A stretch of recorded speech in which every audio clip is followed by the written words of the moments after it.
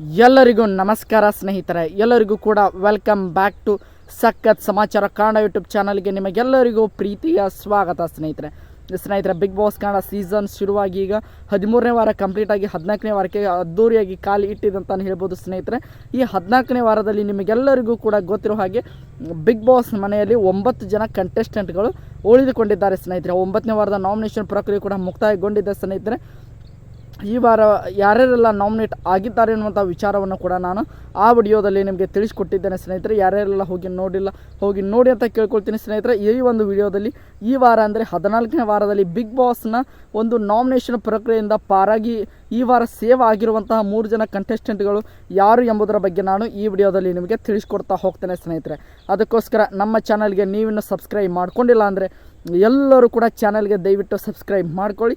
ಹಾಗೆ ಪಕ್ಕದಲ್ಲಿರುವಂತಹ ಬೆಲ್ ಐಕನ್ನ ಮಾತ್ರ ಯಾವುದೇ ಕಾರಣಕ್ಕೂ ಕ್ಲಿಕ್ ಮಾಡೋದನ್ನು ಮರೀಲಿಕ್ಕೆ ಹೋಗಬೇಡಿ. ಸ್ನೇಹಿತರೆ, ಬನ್ನಿ ಸ್ನೇಹಿತರೆ ವಿಡಿಯೋನ ಶುರು ಮಾಡೋಣ. ನಿಮಗೆಲ್ಲರಿಗೂ ಕೂಡ ಗೊತ್ತಿರೋ ಹಾಗೆ ಈ ಒಂದು 14ನೇ ವಾರದಲ್ಲಿ ಒಟ್ಟು 9 ಜನ ಕಂಟೆಸ್ಟೆಂಟ್ಗಳಿದ್ದಾರೆ. ಸ್ನೇಹಿತರೆ, ಅದರಲ್ಲಿ ಕ್ಯಾಪ್ಟನ್ ಆಗಿರುವಂತಹ ಭವ್ಯ ಗೌಡ ಅವರು ನಿಮಗೆಲ್ಲರಿಗೂ ಕೂಡ ಗೊತ್ತಿರೋ ಹಾಗೆ ಆಲ್ರೆಡಿ ಅವರು ಸೇಫ್ ಆಗೇ ಆಗ್ತಾರೆ. ಕ್ಯಾಪ್ಟನ್ ಆದ ನಂತರ ಅವರಿಗೆ ಇಮ್ಯುನಿಟಿ ಕೂಡ ಸಿಗುತ್ತದೆ. ಈಗ ಉಳಿದಂತೆ 8 ಜನ ಸ್ಪರ್ಧಿಗಳ ಪೈಕಿ ನಾಮಿನೇಷನಿಂದ ಪಾರಾಗಿರುವಂತಹ 2 ಸ್ಪರ್ಧಿಗಳು ಯಾರಂತ ಮೊದಲು ನೋಡ್ತಾ ಹೋಗೋಣ. ಸ್ನೇಹಿತರೆ, ಅದು ಬೇರೆ ಯಾರು ಅಲ್ಲ. ಸ್ನೇಹಿತರೆ, ಮೊದಲನೇದಾಗಿ ಧನರಾಜ್ ಆಚಾರ್ಯ ಅಂತ ಹೇಳ್ಬೋದು. ಧನರಾಜ್ ಆಚಾರ್ಯ ಅವರು ಕೂಡ ಈ ವಾರದ ನಾಮಿನೇಷನ್ ಪ್ರಕ್ರಿಯೆಯಿಂದ ಸೇವ್ ಆಗಿದ್ದಾರೆ ಅನ್ನುವಂತಹ ಮಾಹಿತಿ ಬರ್ತಾ ಇದೆ. ಸ್ನೇಹಿತರೆ, ಎರಡನೇದಾಗಿ ಸೇವ್ ಆಗಿರುವಂತಹ ವ್ಯಕ್ತಿ ಯಾರೆಂದರೆ ಅದು ಅಚ್ಚರಿ ಅಂತಾನು ಹೇಳ್ಬೋದು. ಅದು ಬೇರೆ ಯಾರು ಅಲ್ಲ, ತ್ರಿವಿಕ್ರಮ್ ಅಂತಾನು ಹೇಳ್ಬೋದು. ಸ್ನೇಹಿತರೆ, ತ್ರಿವಿಕ್ರಮ್ ಅವರು ಕೂಡ ಈ ವಾರದ ಒಂದು ನಾಮಿನೇಷನ್ ಪ್ರಕ್ರಿಯೆಯಿಂದ ಸೇವ್ ಆಗಿದ್ದಾರೆ ಅನ್ನುವಂತಹ ಪಕ್ಕಾ ಮಾಹಿತಿ ಬಂದಿದೆ. ಸ್ನೇಹಿತರೆ, ಒಟ್ಟಾರೆಯಾಗಿ 9 ಜನ ಕಂಟೆಸ್ಟೆಂಟ್ಗಳು ಇರುವಂತಹ ಈ ಬಿಗ್ ಬಾಸ್ ಮನೆಯಲ್ಲಿ ಕ್ಯಾಪ್ಟನ್ ಆಗಿರುವಂತಹ ಭವ್ಯ ಗೌಡ ಅಂತ ಹೇಳ್ಬೋದು, ಎರಡನೇದಾಗಿ ತ್ರಿವಿಕ್ರಮ್, ಮೂರನೇದಾಗಿ ಧನರಾಜ್ ಆಚಾರ್ಯ. ಸ್ನೇಹಿತರೆ, ಈ ಮೂವರು ಕೂಡ 9 ಜನರ ಪೈಕಿ ಈ ವಾರದ ನಾಮಿನೇಷನ್ ಪ್ರಕ್ರಿಯೆ ಅಂದರೆ